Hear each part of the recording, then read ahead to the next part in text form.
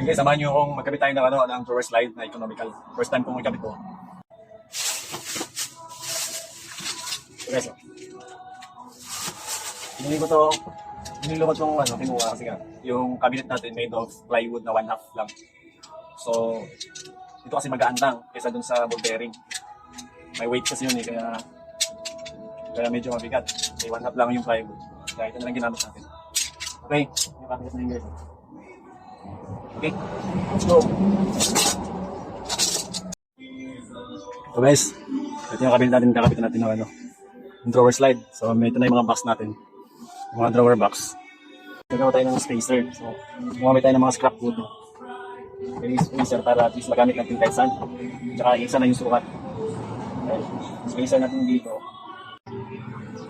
Okay.